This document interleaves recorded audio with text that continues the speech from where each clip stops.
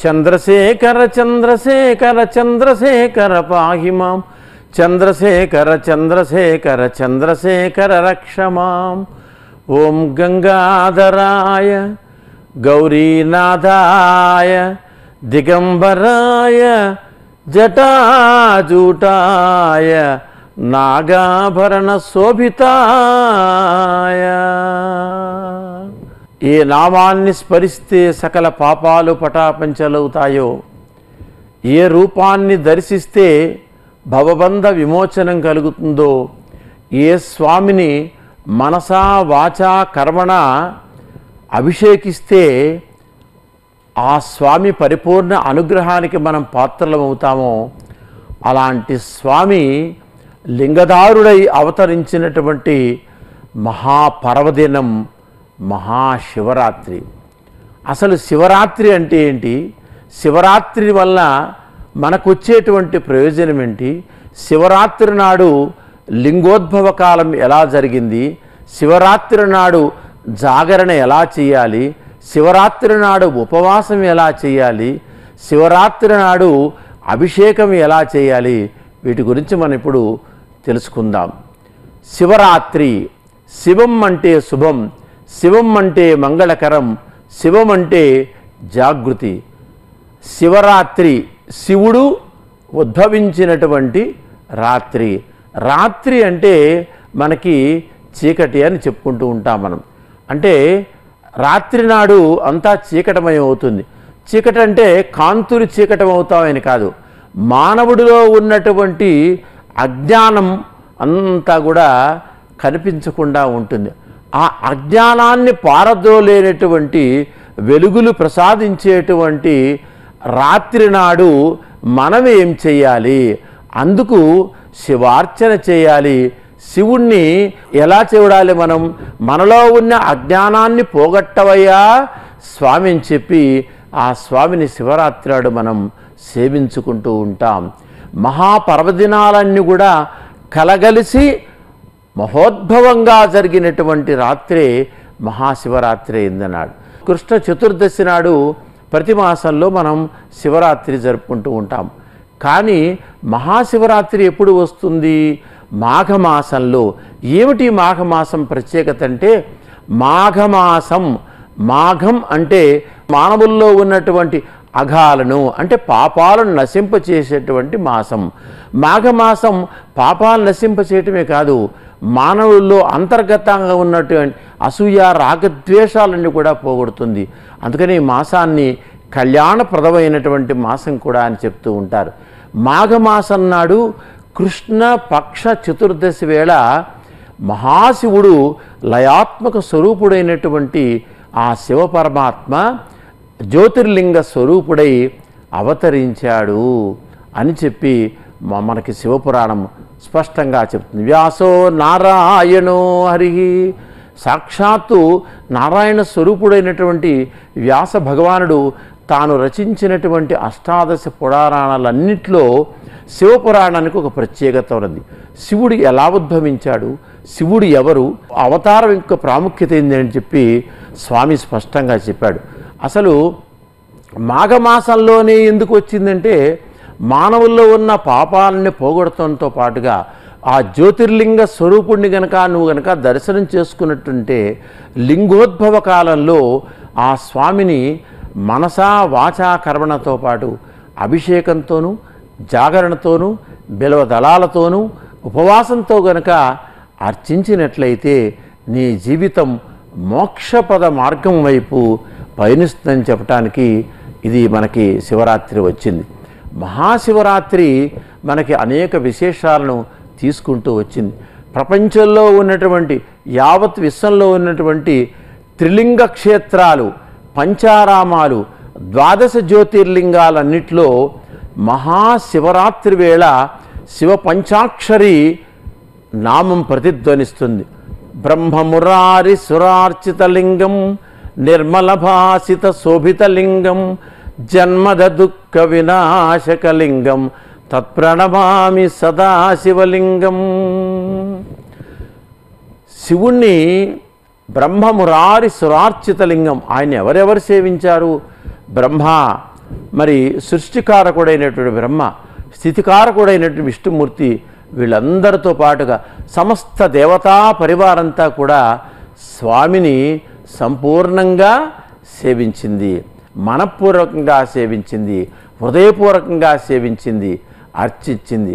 అలాంటి స్వామి ఉద్భవించినటువంటి మహాశివరాత్రి అంటే ఉత్త శివరాత్రి కాదు, జనతలో జాగృతం చేయటానికి, యావత్తు సృష్టినే చైతన్యవంతం చేయటానికి స్వామి లింగోద్భవ కాలంలో అవతరించి యావత్తు ప్రపంచంలో ఉన్నటువంటి సమస్త లోకాల్లో ఉన్నటువంటి అందరినీ కూడా స్వామి అనుగ్రహించినటువంటి వేళ మహాశివరాత్రి.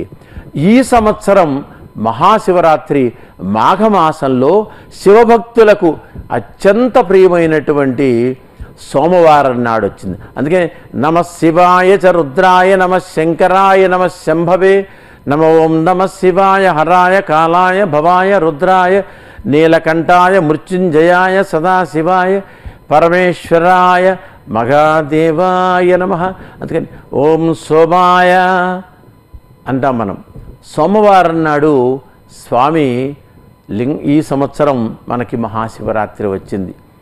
మరి విశేషం ఏంటంటే త్రయోదశి గడియలు దాటి శ్రవణా నక్షత్రం శుభవేళ, అంటే శివకేశవులకు అభేదం లేదని చాటి చెప్పేలా ఆ త్రయోదశి తిథి దాటి శ్రవణా నక్షత్రం దాటుతున్న వేళ అర్ధరాత్రి కృష్ణ పక్ష చతుర్దశి వేళ మహాశివరాత్రి సోమవారం అర్ధరాత్రి వేళ వచ్చింది. సృష్టికారకుడైనటువంటి బ్రహ్మ, అలాగే స్థితికారకుడైనటువంటి వైకుంఠనాథుడు ఇద్దరు కూడా ఆధిపత్యం కోసం నువ్వు గొప్ప నేను గొప్ప అంటూ పోటీ పడుతున్నటువంటి వేళ వీళ్ళిద్దరినీ గమనిస్తున్నటువంటి అభిషేక ప్రియుడైనటువంటి లయకారకుడు ఒక పురాణ గాథ మనకుంది. ఇది శివపురాణంలో కూడా మనకి చెప్పబడుతూ ఉంది. ఆ పురాణ గాథాన్ని అనుసరించి మనం కనుక ప్రస్తావించుకున్నట్లయితే ఈ బ్రహ్మ విష్ణుమూర్తులను గమనించినటువంటి పరమేశ్వరుడు తాను జ్యోతిర్లింగ స్వరూపుడై వాళ్ళిద్దరి మధ్య అలాగా అవతరించాడు. వాళ్ళకి ఏం పాలుపోల, ఎవరా ఈ జ్యోతిర్లింగ స్వరూపుడా అని అనుకున్నారు. అప్పుడు విష్ణుమూర్తి వరాహ రూపాన్ని దాల్చి ఆ లింగం అడుగున భాకెళ్ళి ఎతుకుతూ ఉన్నాడు. అలాగే సృష్టికారకుడైనటువంటి బ్రహ్మ మయూరం వాహనం ద్వారా ఆకాశం అంతా కూడా తిరిగి వచ్చాడు. ఎక్కడి తిరిగినా కూడా ఆది అంతములు కనిపించలా. అప్పుడు వీళ్ళిద్దరు కూడా శివశివ మహేశ్వర అనగానే అప్పుడు వాళ్ళిద్దరిని బాధను అర్థం చేసుకున్నటువంటి ఆ లయకారకుడైనటువంటి మహాశివుడు చిరునవ్వులు చిందిస్తూ తన నిజరూపంతో దర్శనాన్ని ఇచ్చారు. అప్పటి నుంచి కూడా అదే లింగోద్భవ కాలమైంది, అదే మహాశివరాత్రి అయింది. మరి ఇన్ని విశిష్టతలు సంతరించుకున్నటువంటి మహాశివరాత్రి నాడు అసలు మనం ఏం చెయ్యాలి? శివరాత్రి నాడు రోజంతా శివనామస్మరణ చేసుకుంటూ వెళ్ళాలి. శివుడు భవుడు అంటే భవబంధ విమోచకుడు. శివరాత్రి నాడు ప్రధానంగా మనం అర్చన, అభిషేకం, ధ్యానం, సేవనం, కీర్తనం, ఉపవాసం, అలాగే జాగరణ చేయాలి. అసలు జాగరణ ఫలితం ఏంటో మనం తెలుసుకుందాం. అసలు ఏమిటి జాగరణ అంటే జాగరూకత. భగవంతుడితో ఎప్పుడు కూడా మనం జాగరూకతగా ఉండాలి. అబద్ధాలు చెప్పకూడదు, సత్యం మాత్రమే ఉండాలి, లోకహితమైనటువంటి కార్యక్రమాలు మాత్రమే చేయాలి, భగవంతునికి ఏది ఇష్టమో ఆ పనులు మాత్రమే చేయాలి. ఆ జన కళ్యాణ కార్యక్రమాలు కనుక నువ్వు చేసినట్లయితే భగవంతుడు నిన్నెప్పుడు ఆ దయాసముద్రుడు అనుగ్రహిస్తూ ఉంటాడు. మరి ముఖ్యంగా మహాశివరాత్రి నాడు ఆ లింగోద్భవ కాల సమయంలో మనం సంపూర్ణంగా శివనామస్మరణ చేసుకుంటూ ఉండాలి. ఎవరికి ఇష్టమైన రీతిలో వాళ్ళు శివనామస్మరణ చేసుకుంటూ ఉండాలి. నువ్వు శివశివ అన్నా చాలు, చంద్రశేఖర అన్నా చాలు, గంగాధర అన్నా చాలు, మృత్యుంజయ అన్నా చాలు, మహేశ్వర అన్నా చాలు, గౌరీనాథ అన్న చాలు, ఎలా పిలిచినా, నందివాహన అన్నా చాలు, అలా ఏ పేరుతో పిలిచినా స్వామి నిన్ను అనుగ్రహిస్తూ ఉంటాడు. ఆ మహాశివరాత్రి వేళ త్రినేత్రధారుణ్ణి స్మరించుకుంటూ మరి జాగరణ చేస్తూ ఉండాలి. శివనామస్మరణ ఒక్క సంవత్సరంలో మాఘమాసంలో కృష్ణపక్ష చతుర్దశి వేళ వచ్చేటువంటి మహాశివరాత్రి పర్వదినాన ఉదయం నుంచి రాత్రి వరకు మరి ప్రధానంగా రాత్రి వేళ సాయంకాలం ప్రదోషకాల సమయం దాటిన తర్వాత శివాలయాలకు మరొక్కమారు తరలి వెళ్ళి ధ్వజస్తంభం దగ్గర కాలభైరవుడిని దర్శించుకొని ముమ్మారు ప్రదక్షిణాలు చేసి స్వామి దగ్గర మనం వినమ్రతాపూర్వకంగా దీపారాధన చేసి అంతరాలయంలో కొలువున్నటువంటి ఆ స్వామిని స్మరించుకుంటూ నమ శివాయ శంకరాయ శివపురాణం చదువుకోవచ్చు, శివపంచాక్షరి చదువుకోవచ్చు, శివలీలను చదువుకోవచ్చు, ద్వాదశ జ్యోతిర్లింగాల వైభవాన్ని పఠించవచ్చు. అలాగే పంచారామాల విశిష్టత కూడా మనం తెలుసుకోవచ్చు. అలాగా ఆ స్వామిని స్మరించుకుంటూ శివనామ స్మరణ చేసుకుంటూ గనక జాగరణ గనక చేసినట్లయితే ముక్తి లభిస్తుంది, శివానుగ్రహం లభిస్తుంది. దీనికి ఉదాహరణ చెప్తాను మీకు.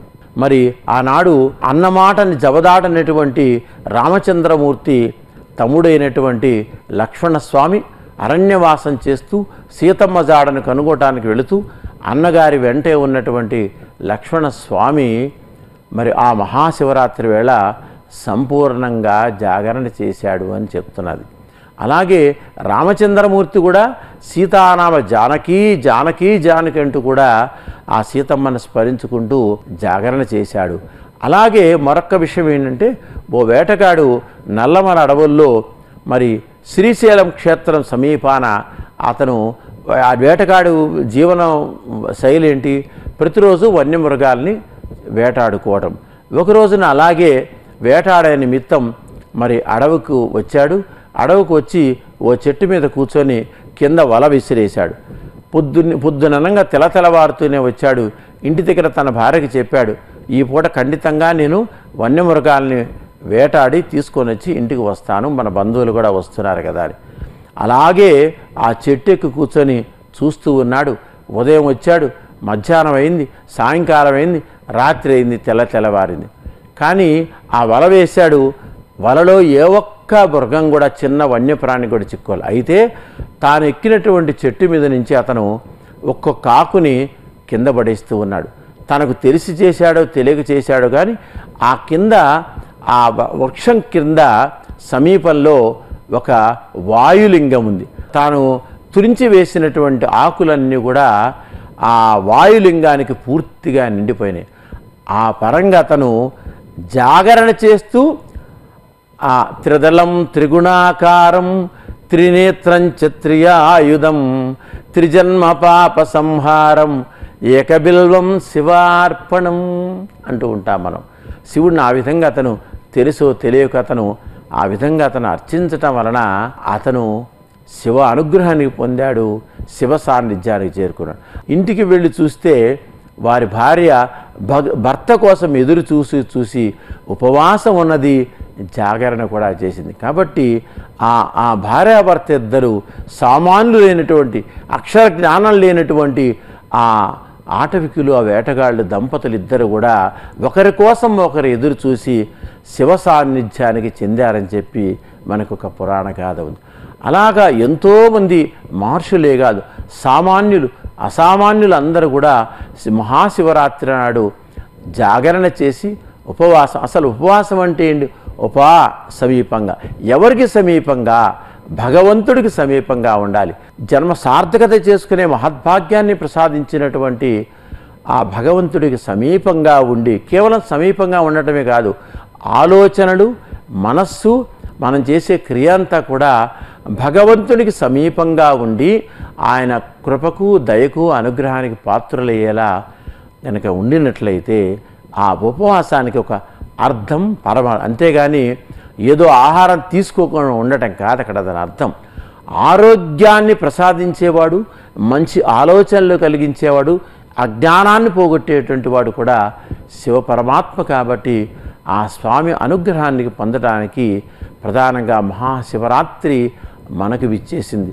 ప్రతి సంవత్సరం మాఘమాసంలో కృష్ణ పక్ష చతుర్దశి నాడు వచ్చేటువంటి మహాశివరాత్రి నాడు ప్రభాత వేళ నుంచి, లింగోద్భవ కాలం ఎప్పుడు వస్తుంది?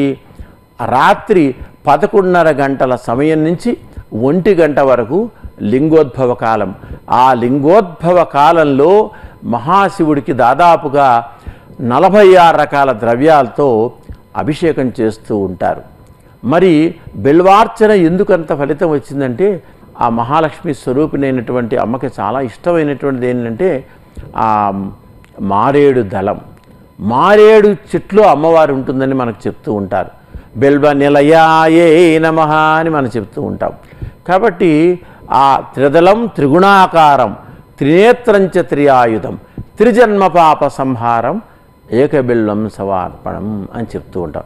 ఏకబిల్వంతో గనక మనం స్వామిని అభిషేకించినట్లయితే, మహాశివరాత్రి వేళ అర్చించినట్లయితే సద్గతి ప్రాప్తిస్తుంది, మహాలక్ష్మి అనుగ్రహం కూడా మనకి లభిస్తుంది.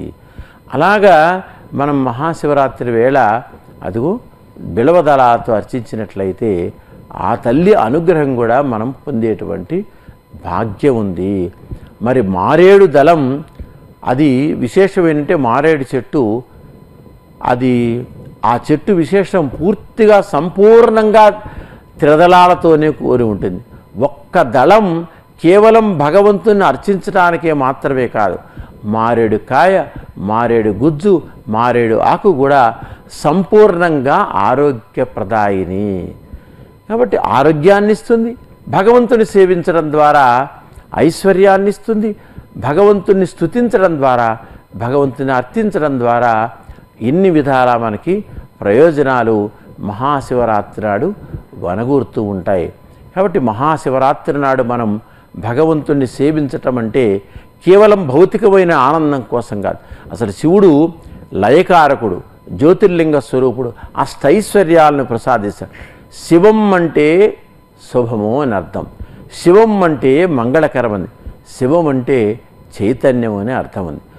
జితేంద్రియాలను జయించాలంటే, ఇంద్రియ నిగ్రహాలను మనం పొందాలంటే శివుణ్ణి మనం సేవించాలి. అది కేవలం ప్రతినిత్యం చేయొచ్చు, కానీ మరి ముఖ్యంగా విశేషంగా ప్రధానంగా మహాశివరాత్రి నాడు శివుణ్ణి గనక, జితేంద్రియ స్వరూపుణ్ణి మనం గనక సేవించినట్లయితే ఇంద్రియాల్ని జయించవచ్చు, మనం లోక కళ్యాణ కారకులు కూడా కావచ్చని చెప్పి ఆ శివపరమాత్మ, ఆ త్రినేత్రధారి, ఆ గంగా గౌరీ జటాజోటధారి మనకి స్పష్టంగా తెలియజేస్తున్నాడు. అసలు మృత్యుంజయుడు కూడా ఆయన ఎలా మృత్యుంజయం అనే మంత్రం కనుక మన మృత్యుంజయగా చదివితే శివుణ్ణి ఒక్క మారు స్మరిస్తే చాలు మృత్యుంజయుడు. అంతేకాదు ముక్కంటి సేవలో రాహుకేతువులు దరిచేరరు. శ్రీకాళహస్తి కనుక మనం తరలి వెళ్ళినట్టయితే ఆ స్వామిని ప్రదోషకాల సమయంలో సేవిస్తే రాహుకేతులు అందరినీ పట్టి పీడిస్తారు. కానీ ముక్కంటి సేవ గనక చేసినట్లయితే రాహుకేతులు మన దరిచేరరు. అందుకనే మనం ఒకమారు ఓం త్రయంబకం యజామహే సుగంధిం పుష్టివర్ధనం ఉర్వారుకమివ బంధనాత్ మృత్యోర్ముక్షీయమృతాత్, అమృతత్వాన్ని ప్రసాదించేటువంటి శివుణ్ణి మనస వాచ కర్మణ మనం సేవించుకుందాం. అందుకని దూర్జట అంటూ ఉంటాడు, హస్తే కురంగం గిరిమజ్జరంగం శృంగారితాంగం గిరిజానుభంగం ముర్దేందుగంగం మదనాంగభంగం శ్రీశైలలింగం శిరసా నమామి. పార్వతీ పరమేశ్వరుల పరిపూర్ణ అనుగ్రహానికి పాత్రులం కావటానికి, మహాలక్ష్మి అనుగ్రహాన్ని పొందటానికి, అలాగే బ్రహ్మ విష్ణు ఈశ్వరులిద్దరూ కూడా అనుగ్రహం పొందటానికి, వారి కరుణను మనం ఆనందంగా లభించటానికి మనం మహాశివరాత్రి నాడు సద్వినియోగం చేసుకున్నట్లయితే మనకి మహాశివరాత్రి అత్యుత్తమైన ఫలితాన్ని ఇస్తుంది. ఉపవాసం, జాగరణ, అభిషేకం ఇవన్నీ కూడా మనల్ని ఉన్నత స్థితికి, సమున్నత మార్గం వైపు పయనింపచేస్తాయి.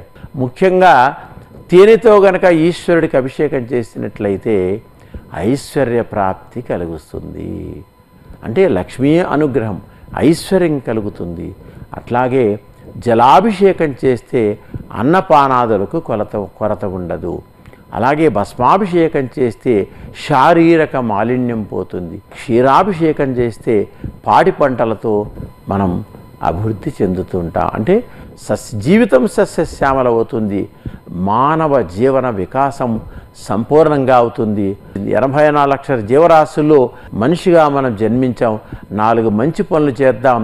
మహాశివుడి అనుగ్రహానికి మనం అపారంగా పాత్రులవుదాం. శివ శివ అనరాదా, శివనామస్మరణ చేయరాదా. ఓం నమః శివాయ.